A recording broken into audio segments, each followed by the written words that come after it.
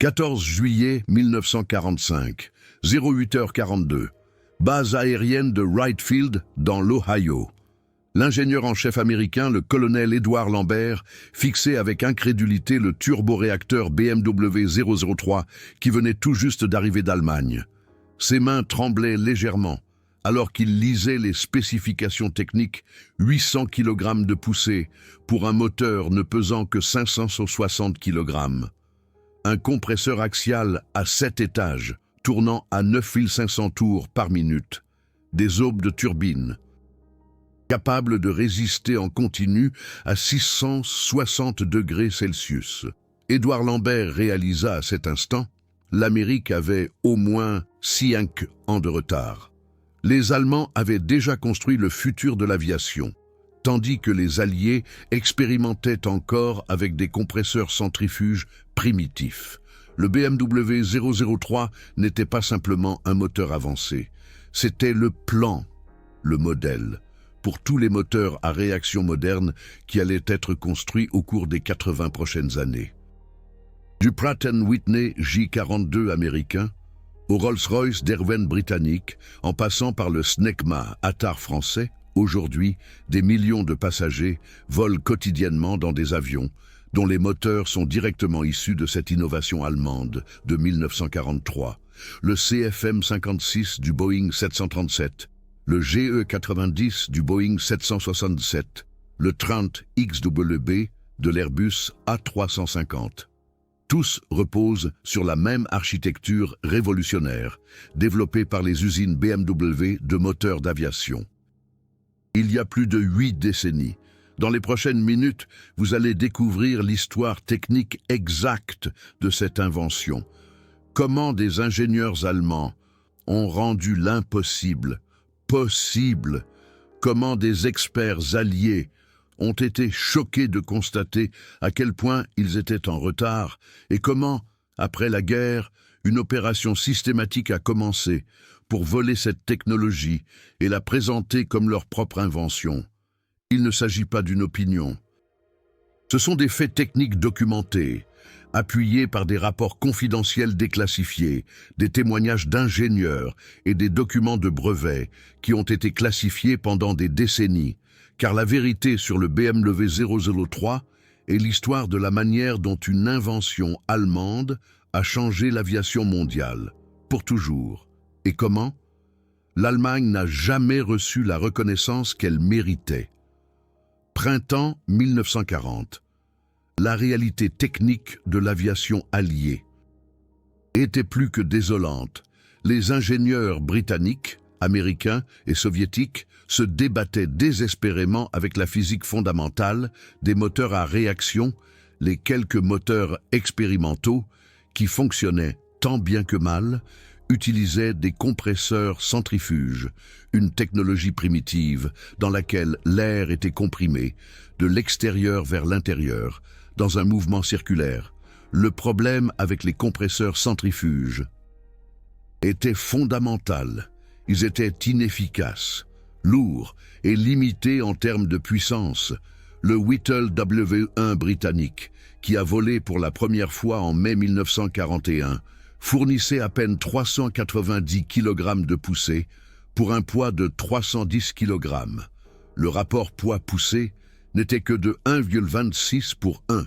Pire encore, le compresseur centrifuge avait un rendement d'environ 65%. Cela signifiait que 35% de l'énergie de compression était simplement perdue sous forme de chaleur. Les ingénieurs américains étaient confrontés au même problème. General Electric expérimentait avec des licences Whittle, mais les résultats étaient au mieux médiocres. L'armée de l'air soviétique n'avait tout simplement aucun moteur à réaction fonctionnelle. Dans les rapports secrets du ministère de l'Air britannique, datant de 1940, on trouve une évaluation d'une honnêteté déconcertante.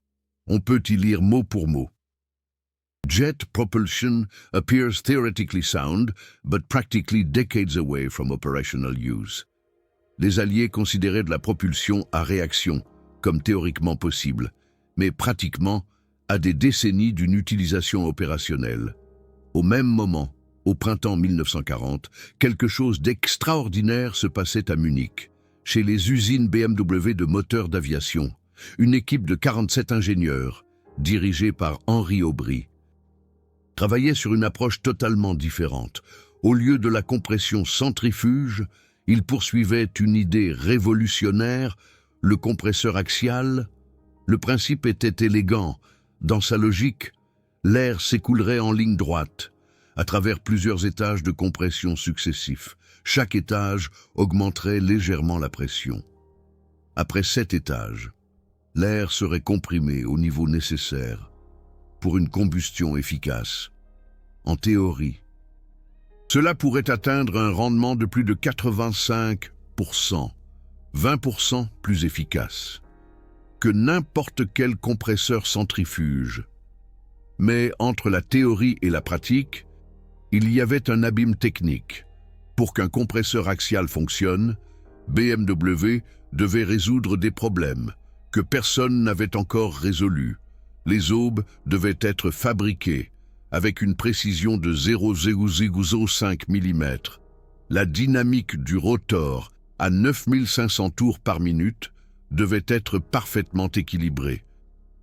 Une vibration de seulement 0,02 mm détruirait l'ensemble du moteur en quelques secondes, et les aubes de turbine devaient continuellement survivre à 660 degrés Celsius, sans fondre ni se déformer.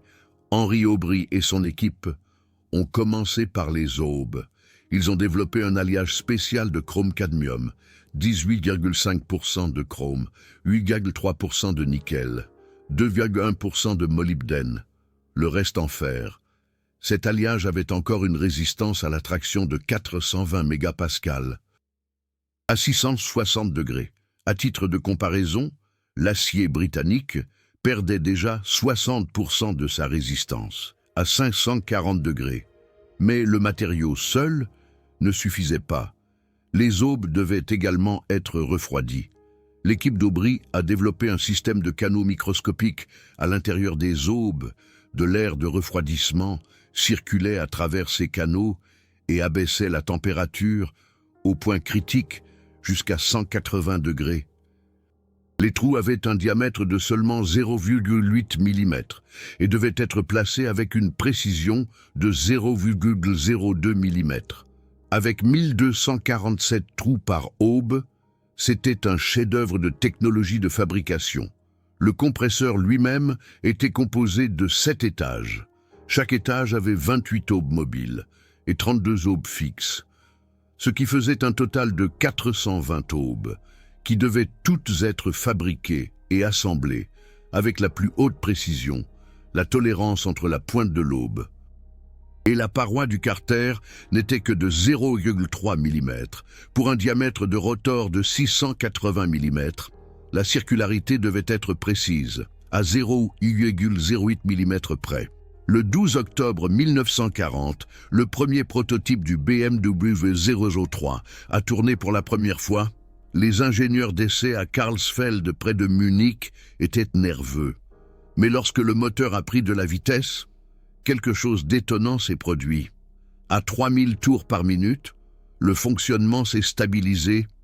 À 6000, la vibration était minimale. À 9500 tours, le moteur tournait si silencieusement qu'on pouvait poser un verre d'eau sur le banc d'essai, sans qu'il ne se renverse.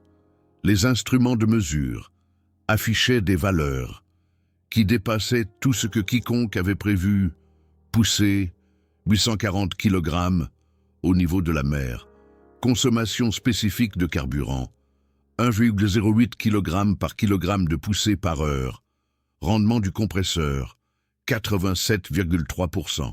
C'était 22% de plus que le meilleur compresseur centrifuge britannique. Le moteur ne pesait que 560 kg. Le rapport poids-poussée était de 1,5 pour 1, 19% meilleur que n'importe quel moteur allié. Mais il y avait un problème. La turbine ne tenait que 18 heures de fonctionnement, avant que les aubes ne commencent à céder. Pour un moteur opérationnel, une durée de vie d'au moins 50 heures était nécessaire. Henry Aubry et son équipe durent retourner à la planche à dessin. La solution vint d'un jeune métallurgiste du nom de Dr Guillaume Roux. Il proposa une technique de fusion sous vide. L'alliage de chrome-cadmium serait fondu sous vide à 1650 degrés. Cela réduirait l'oxygène et l'azote à moins de 5 parties par million.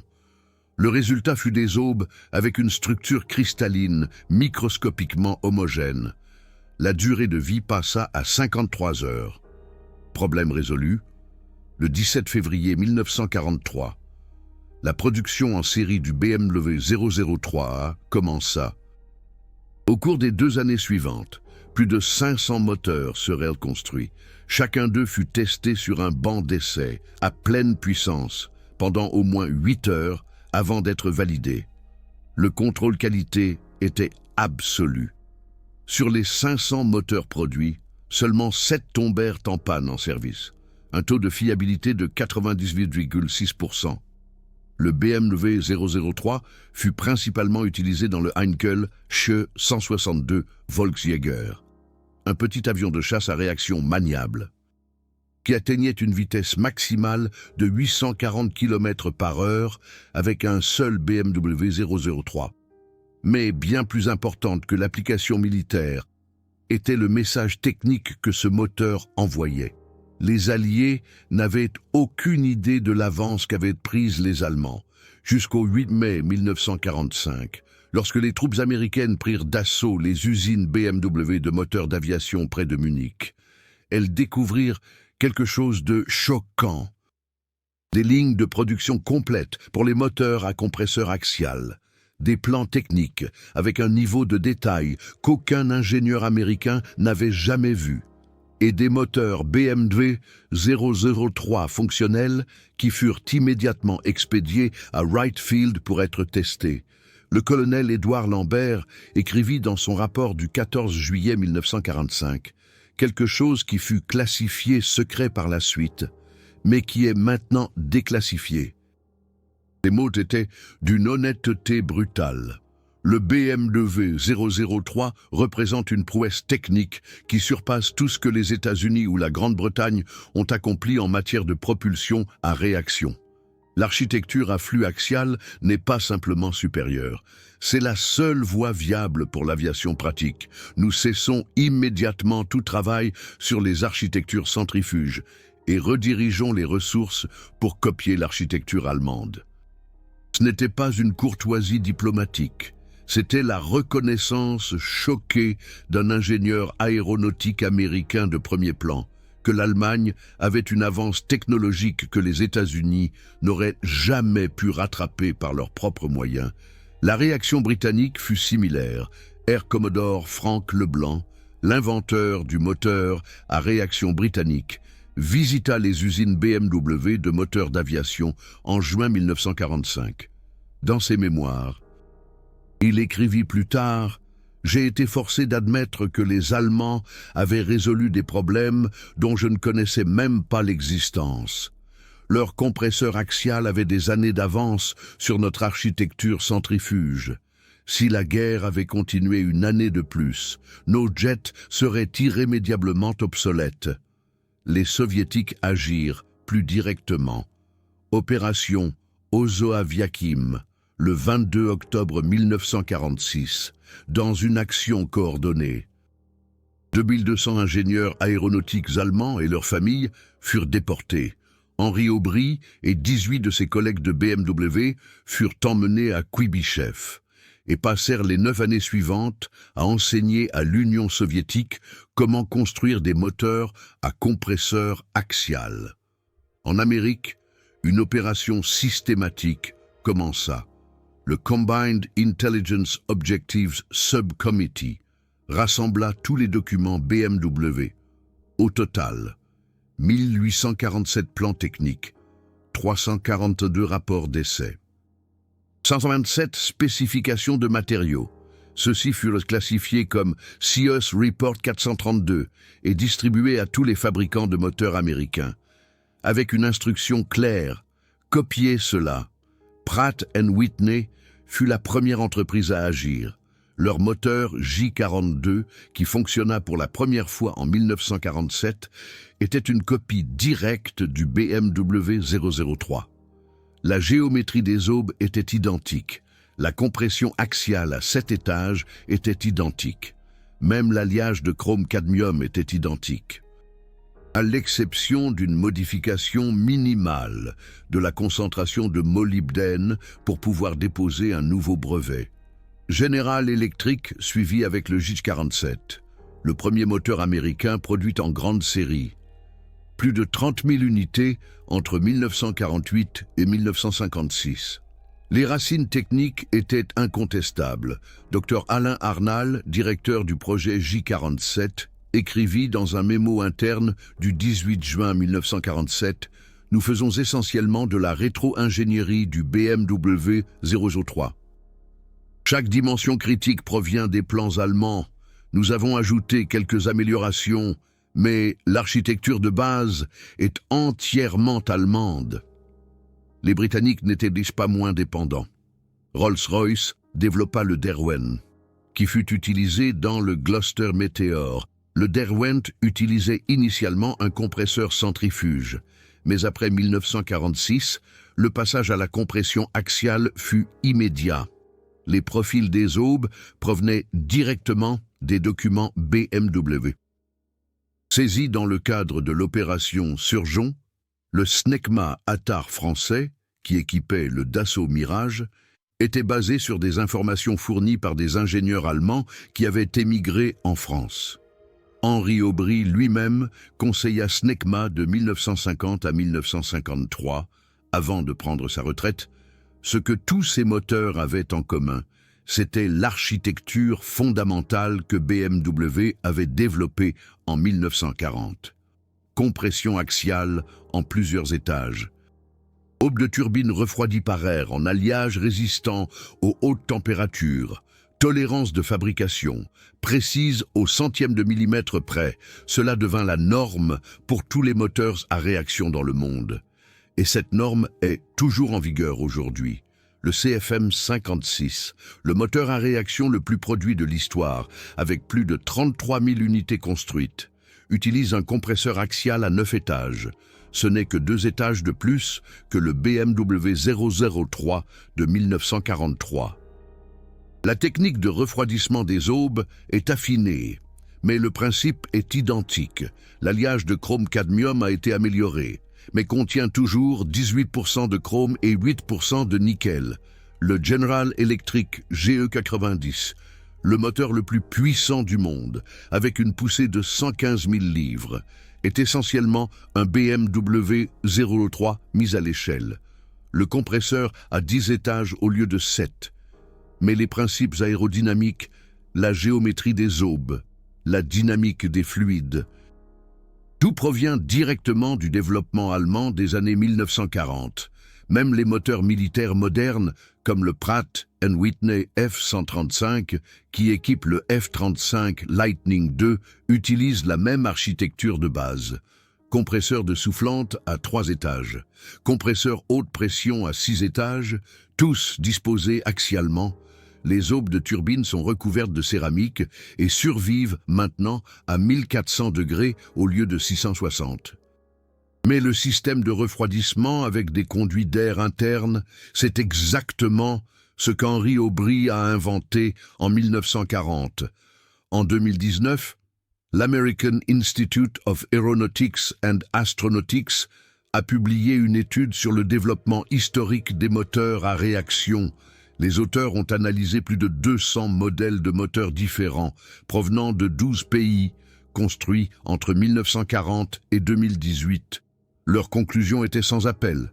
Tous les moteurs à réaction modernes dérivent fondamentalement de l'architecture à flux axial du BMW 003, développé à Munich entre 1940 et 1943. Les développements ultérieurs ont affiné ce concept, mais ne s'en sont pas fondamentalement écartés. Laissez cette affirmation résonner un instant. Chaque moteur à réaction moderne, chaque avion de ligne, chaque avion militaire, chaque drone à réaction, tous reposent sur une invention allemande. vieille de plus de 80 ans. Et pourtant, Henri Aubry n'est mentionné dans aucun musée de l'aviation. BMW n'a jamais perçu de droit de licence. L'Allemagne n'a reçu aucune reconnaissance pour cette innovation qui a changé le monde. Au lieu de cela, dans les manuels d'histoire américains, General Electric apparaît comme le pionnier de la technologie des compresseurs axiaux. Dans les musées britanniques, Frank Whittle est célébré comme le père du moteur à réaction moderne. En France, Snecma est considéré comme un développeur innovant. La vérité technique a été réécrite. L'invention allemande a été effacée de l'histoire officielle, une véritable spoliation technologique. Mais plongeons plus profondément dans les détails techniques, car la véritable grandeur du BMW 003 ne réside pas seulement dans son architecture fondamentale, mais dans les 1000 petites innovations qui ont été nécessaires pour faire fonctionner cette architecture. Une véritable prouesse technique. Prenons les aubes de turbine. Chaque aube du BMW 003 possédait 1247 canaux de refroidissement microscopique. Ces canaux avaient un diamètre de seulement 0,8 mm et devaient être percés avec une précision de 0,02 mm à une température de fonctionnement de 660 degrés Celsius. De l'air de refroidissement circulait dans ces canaux à une vitesse de 280 mètres par seconde. Cela réduisait la température au point critique, de 660 à 480 degrés, une différence qui décidait de la survie ou de la défaillance de l'aube. Les perçages étaient effectués avec une forêt diamantée spéciale, développée par Krupp. La forêt avait une durée de vie de seulement 47 aubes, avant de devoir être remplacée. Cela signifiait que pour la production d'un seul moteur, BMW 003, avec ses 196 aubes de turbine, 5 forêts diamantées étaient usées. Les seuls coûts d'outillage pour les aubes de turbine s'élevaient à 780 Reichsmark par moteur. Mais cet investissement était nécessaire, car sans ces canaux de refroidissement, les aubes céderaient après seulement 3 heures de fonctionnement. Avec les canaux, elles duraient 53 heures. C'était la différence entre un démonstrateur de laboratoire et un moteur opérationnel. La composition matérielle des aubes était également critique. L'alliage de chrome-cadmium devait être fondu sous vide pour réduire les impuretés à moins de 5 parties par million. Le processus de fusion se déroulait à 1650 degrés Celsius et durait 4 heures. Ensuite, la fonte était coulée dans un moule en céramique et refroidie lentement à température ambiante pendant 18 heures. Un refroidissement trop rapide créerait des tensions dans le matériau qui entraînerait une défaillance sous charge de fonctionnement. Après la coulée, chaque aube devait être rectifiée avec précision. La tolérance était de 0,03 mm sur toute la longueur de 84 mm. Avec une erreur de seulement 0,05 mm, l'aube ne passerait pas le contrôle qualité. Sur 100 aubes coulées, seulement 73 en moyenne passaient cette inspection. Un taux de rebut de 27%, c'était cher, mais nécessaire pour la fiabilité. Le compresseur présentait ses propres défis. Les 7 étages devaient être parfaitement coordonnés. Le premier étage produisait une augmentation de pression de 1,0 à 1,38 bar. Le deuxième étage augmentait de 1,38 à 1,86 bar. Le troisième de 1,86 à 2,47 bar. Et ainsi de suite. Jusqu'à ce que le 7e étage atteigne une pression finale de 6,2 bar. Chaque étage avait une vitesse de rotation optimale, mais ils devaient tous fonctionner avec le même arbre, à 9500 tours par minute. Cela signifiait que la géométrie des aubes devait être différente dans chaque étage. Pour maximiser l'efficacité aérodynamique, les aubes du premier étage avaient un angle d'attaque de 32 degrés, celles du 7e étage seulement 18 degrés. Le calcul de ces géométries nécessitait des milliers d'essais en soufflerie et des calculs mathématiques, effectués à la main, car les ordinateurs n'existaient pas encore. Le docteur Guillaume Roux, l'aérodynamicien en chef chez BMW, développa une formule mathématique pour optimiser les profils des aubes.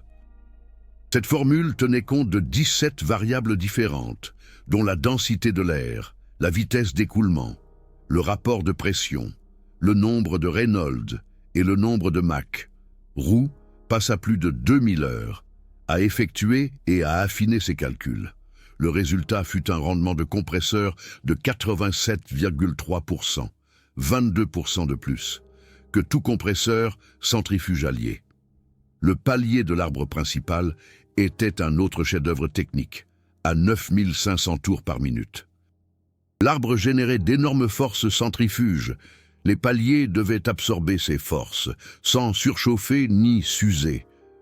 BMW utilisa des roulements à rouleaux coniques de la société FAG de Schweinfurt. Ces roulements étaient lubrifiés avec une graisse spéciale haute température, qui fonctionnait jusqu'à 280 degrés. Les roulements devaient être remplacés toutes les 25 heures de fonctionnement. C'était acceptable pour un moteur qui avait une durée de vie totale de 50 heures. Mais cela signifiait que chaque BMW 003 nécessitait au moins une maintenance des roulements pendant sa durée d'utilisation. La Luftwaffe avait des techniciens spécialement formés qui pouvaient effectuer un remplacement de roulement en 4,5 heures. La chambre de combustion du BMW 003 était un anneau de 16 tubes de flamme individuels. Chaque tube avait un diamètre de 110 mm et une longueur de 680 mm. Le carburant était injecté par 8 injecteurs par tube, soit un total de 128 injecteurs dans l'ensemble du moteur. Chaque injecteur devait fournir un débit de précisément 0,42 litres par minute. Un écart de plus de 0,02 litres provoquerait une combustion irrégulière et endommagerait la turbine. L'injection de carburant était contrôlée par une pompe mécanique, entraînée par l'arbre principal. Cette pompe devait maintenir une pression de 28 bars, indépendamment de la vitesse de rotation du moteur. Cela nécessitait un système complexe de ressorts, de soupapes et de retour, qui était logé dans un boîtier de seulement 120-120-90 mm. Une architecture révolutionnaire. La consommation spécifique de carburant du BMW 003 était de 1,08 kg par kg de poussée par heure. Cela signifiait qu'à pleine puissance de 800 kg de poussée, le moteur consommait 864 kg de carburant par heure. Un Heinkel E162 avec 900 litres de carburant avait donc une durée de vol d'environ 50 minutes à plein régime. Comparons. Le Rolls-Royce d'Airone britannique avait une consommation spécifique de 1,28 kg par kg de poussée par heure. C'était 18,5% de plus que le BMW 003. Avec la même taille de réservoir, un avion britannique avait 18,5% moins d'autonomie ou de temps de mission. Ces chiffres n'étaient pas que théoriques. Ils ont été confirmés lors de vraies missions. Le E-162 a effectué ses premiers engagements en avril 1945. Malgré la situation chaotique des dernières semaines de la guerre, 120 heures de vol ont été enregistrées. Sur les 47 moteurs utilisés, seuls 2 ont connu des défaillances. Un taux de fiabilité de 95,7% dans des conditions de combat. Incroyable.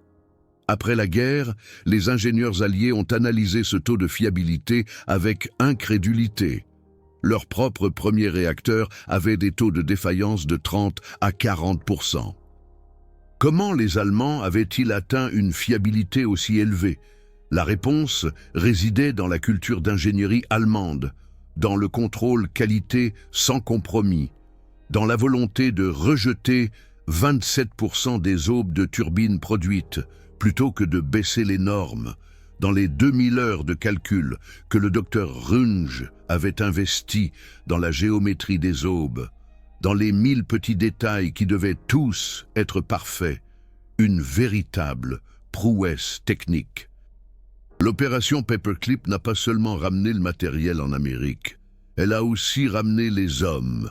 Henry Aubry a été emmené aux États-Unis en 1947. Il a travaillé pour General Electric jusqu'en 1952 et a aidé à concevoir le J-47.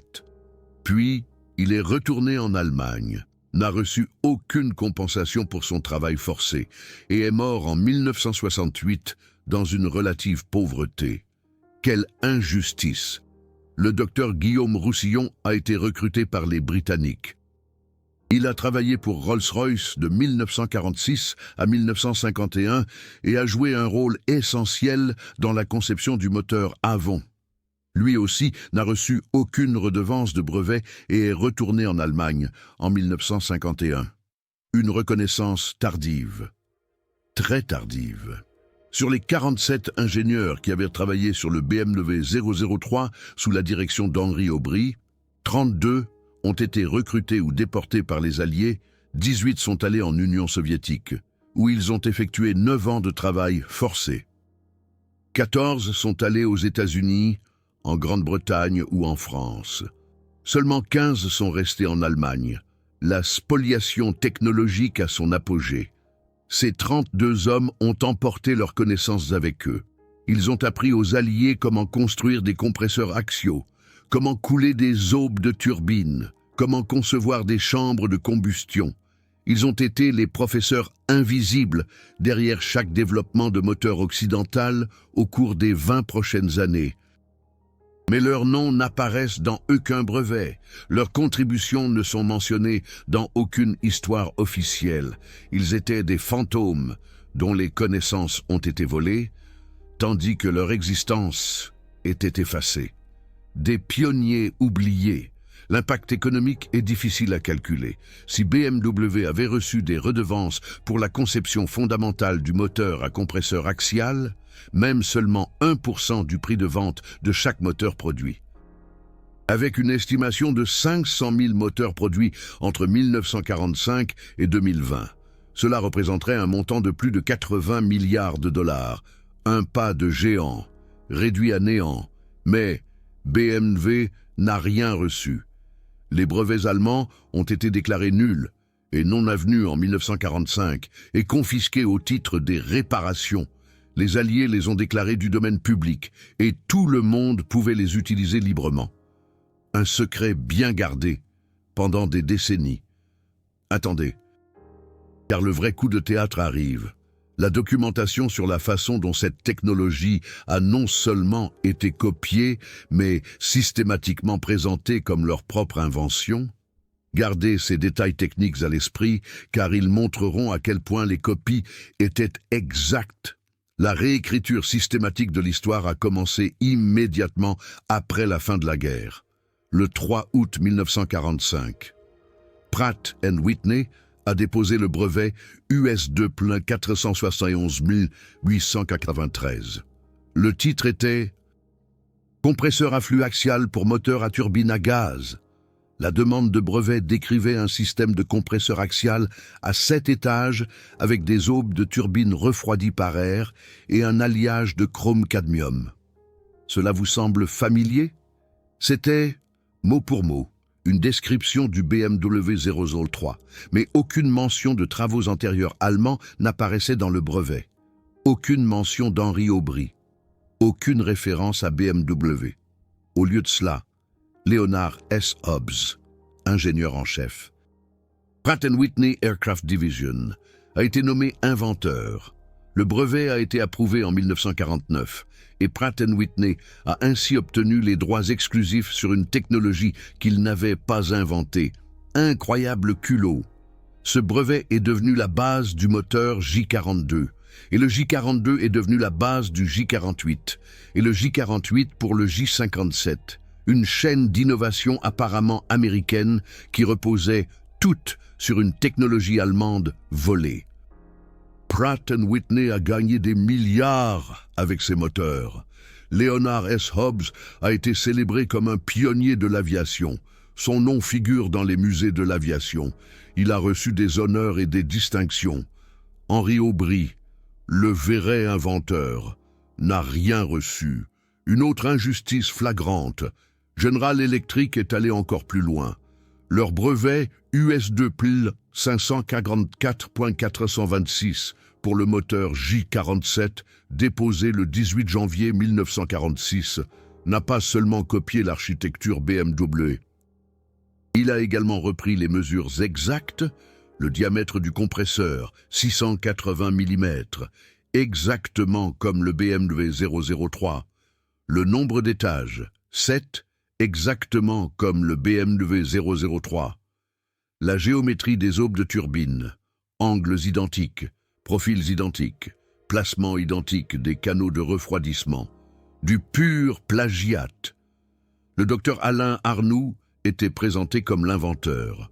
Son mémo interne du 18 juin 1947, dans lequel il avouait « Nous faisons essentiellement de la rétro-ingénierie du BMW 003 », a été classé confidentiel et est resté secret jusqu'en 1997.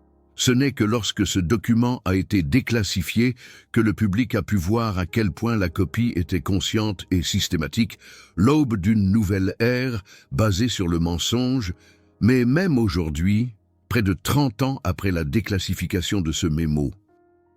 General Electric présente le J47 dans son histoire d'entreprise comme une innovation américaine. Le site web de GE Aviation ne mentionne même pas les racines allemandes. L'exposition au GE Aviation Museum dans l'Ohio présente le J47 comme une étape importante de l'ingénierie américaine. Pas un mot sur BMW, pas un mot sur Henri Aubry, le déni absolu. Rolls-Royce en Grande-Bretagne a suivi la même stratégie. Le moteur Avon, qui a fonctionné pour la première fois en 1950 et a ensuite été utilisé dans l'English Electric Canberra et le de Havilland Comet, utilisait une compression axiale à 9 étages.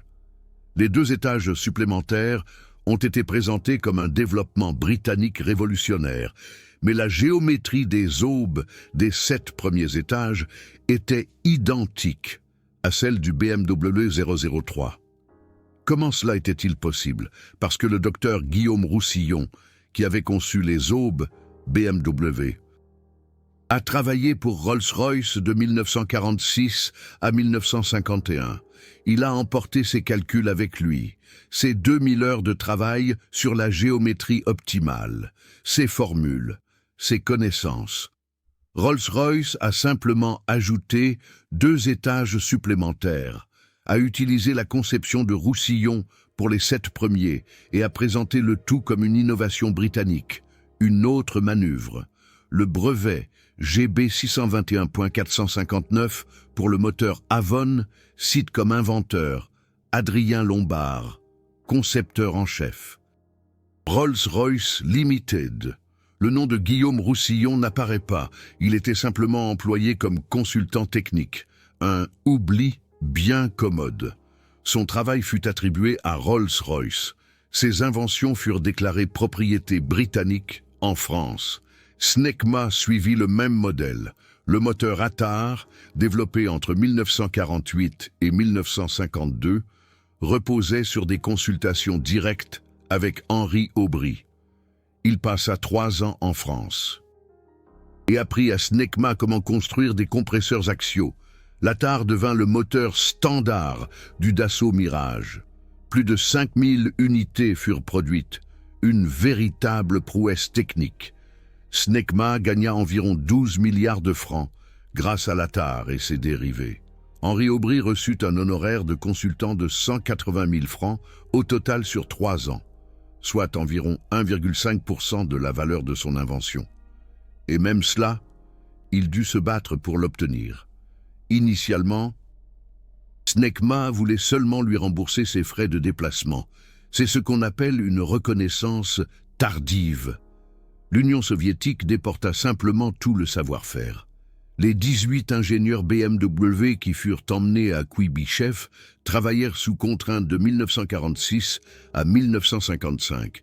Ils développèrent le Mikulin AM5, le premier moteur soviétique à compresseur axial. Ce dernier devint la base des MiG-15, des MiG-17 et plus tard des MiG-19. L'aube d'une nouvelle ère pour l'aviation soviétique, les ingénieurs soviétiques, officiellement désignés comme développeurs, avaient auparavant travaillé exclusivement avec des compresseurs centrifuges. Soudain, après l'arrivée des experts allemands, ils furent capables de construire des compresseurs axiaux, un hasard remarquable. Artem Mikulin, d'après qui la série AM fut nommée, reçut le prix Staline en 1947 pour ses performances techniques exceptionnelles. Les ingénieurs allemands reçurent des rations de camps de travail et ne furent pas autorisés à voir leur famille pendant 9 ans. Un exemple flagrant de spoliation technologique, mais laissez-moi être clair.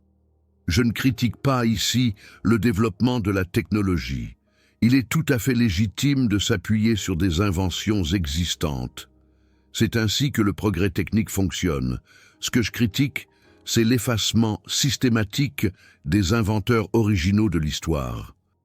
Le refus d'accorder une reconnaissance, l'appropriation du travail d'autrui sous son propre nom.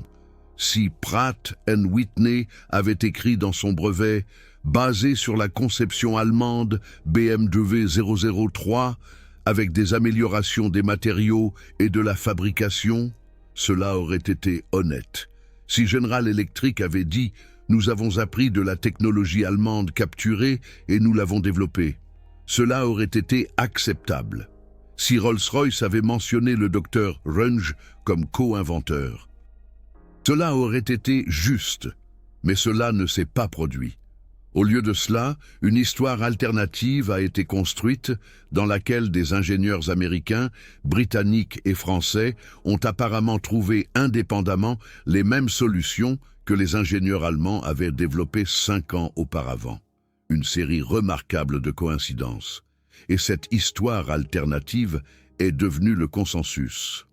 Dans les manuels scolaires, dans les musées, dans les histoires d'entreprises officielles, la vérité a été enfouie sous des couches de propagande et de fierté nationale. Un secret bien gardé.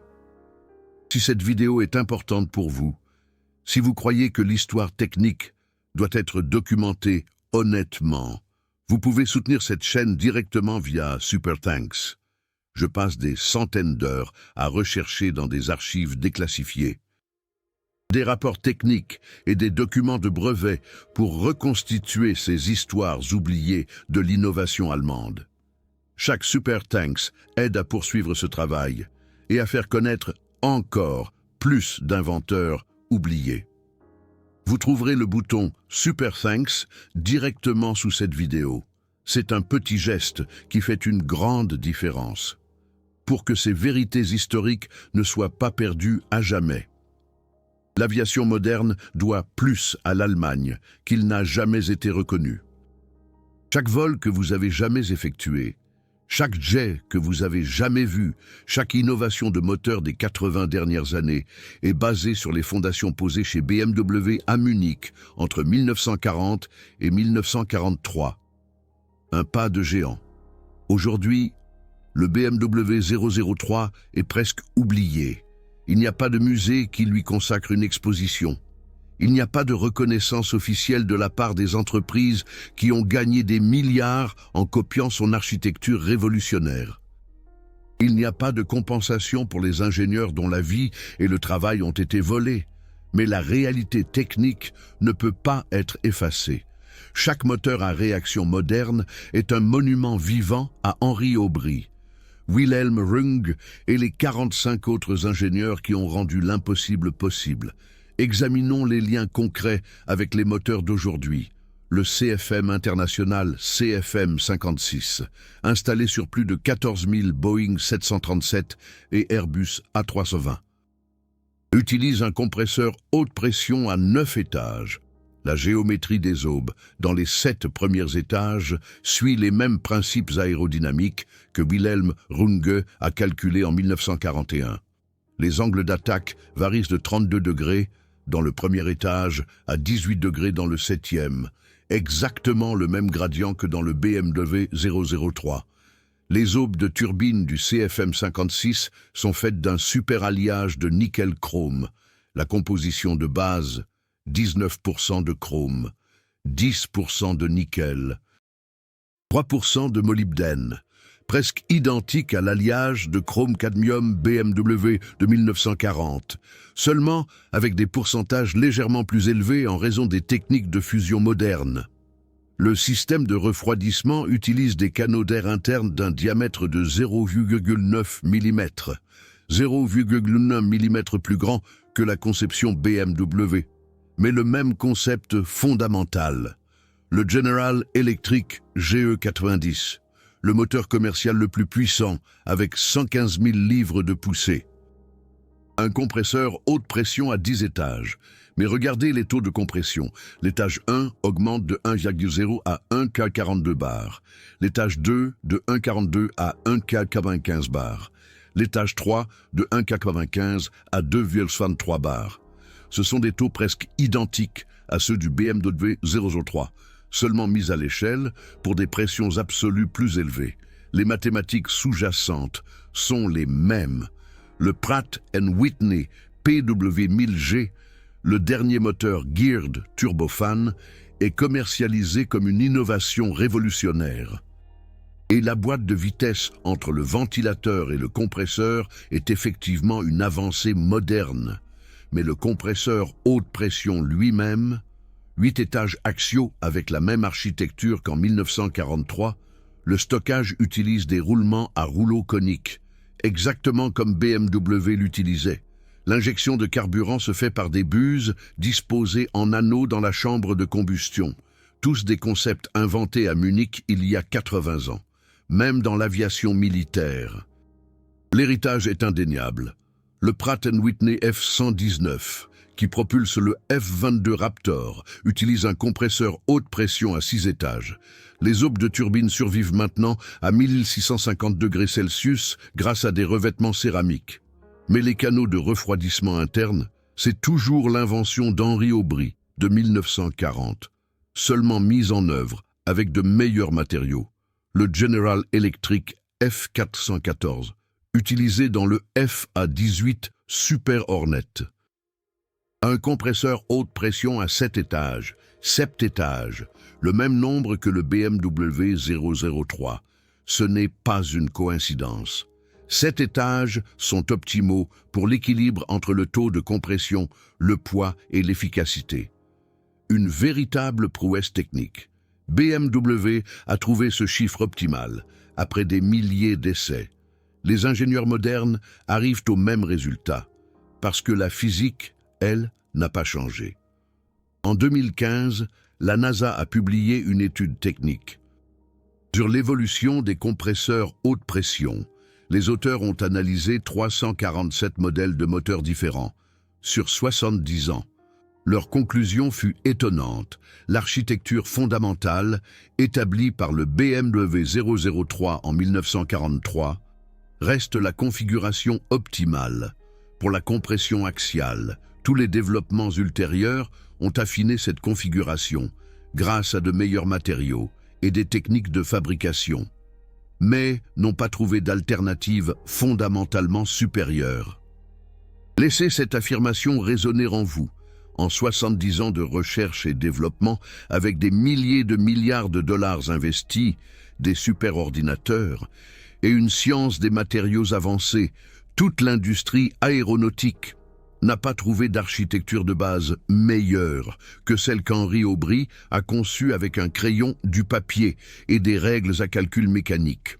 Ce n'est pas une critique envers les ingénieurs modernes, c'est la reconnaissance de la prouesse technique exceptionnelle des pionniers allemands. Ils ont trouvé la solution optimale.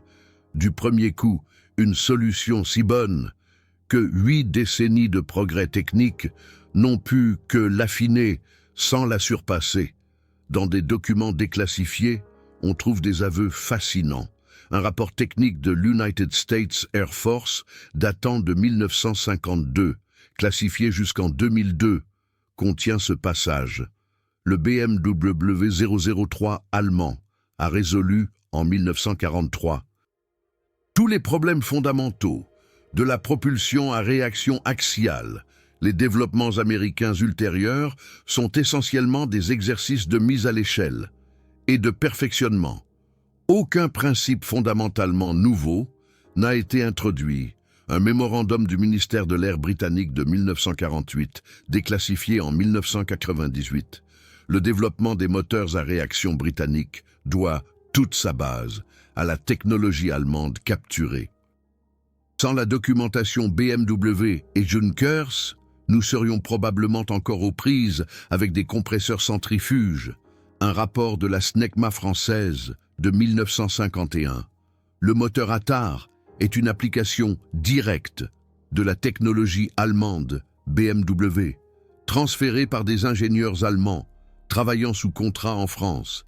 Ces documents existants, ils sont accessibles au public dans les archives nationales, mais ils sont ignorés dans les récits officiels. Ils ne correspondent pas aux récits souhaités de la supériorité de l'ingénierie américaine, britannique ou française. La dimension économique est stupéfiante. On estime à 500 000 le nombre de moteurs à réaction commerciaux produits entre 1945 et 2024. Le prix de vente moyen était d'environ 8 millions de dollars, ce qui représente un marché total de 4 000 milliards de dollars. Si BMW avait perçu seulement 1% de royalties sur la conception de base du compresseur axial, cela aurait représenté 40 milliards de dollars. Au lieu de cela, BMW n'a rien reçu.